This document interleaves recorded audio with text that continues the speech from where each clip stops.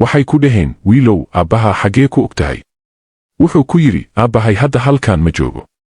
Waxay ku dhaheen, war orod tag meesha uu joogo aabbaha.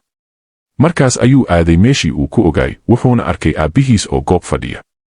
Wuxuu ku salaamay salaanta islaamka, kadibna wuxuu bilaabay inuu cagihiisa dhunkado, isaga oo ka raali gelinaya, kuna leh, aabbow, wallaahi ma aanan ogayn, wallaahi ma aanan garan abaalkaaga.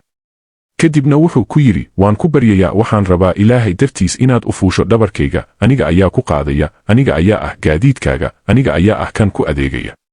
Markaas ayuu dhabarkiisa ku qaaday aabbihiis.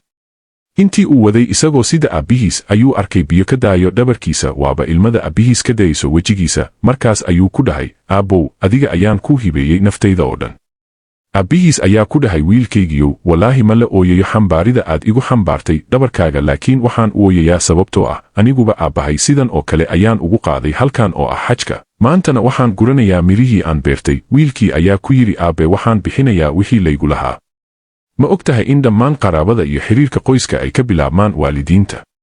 Xiriirka qaraabada wuxuu yimaadaa kadib wanaajinta waalidiinta. Qof baa leh, waan joojinayaa xiriirka qaraabada, laakiin Ilaahay wuxuu yidhi, anigu waxaan ahay Ar-Raxmaan, waxaan abuuray riximka ama ilmagaleenka, waxaana u bixiyey magac ka mid ah magacyadayda. Oo ah rixim oo loo yaqaano ilmagaleen, micnahuna yahay raxmad. Waa meesha aad ku jirtay, waa meesha lagu sameeyo dadka. Waa riximka hooyada. Qofkii hooyadiis ku caasiya, xiriirka qaraabadu waxba uma tarayo, xitaa haddii uu dadka oo dhan xiriir la sameeyo. Qofkii aabbihiis ku caasiya, xiriirka qaraabadu waxba uma tarayo, xitaa haddii uu qaraabada oo dhan xiriir la yeesho. Laakiin qofkii wanaajiya waalidkiis, Ilaahay wuxuu u fududeeyaa inuu ilaaliyo xiriirka qaraabada.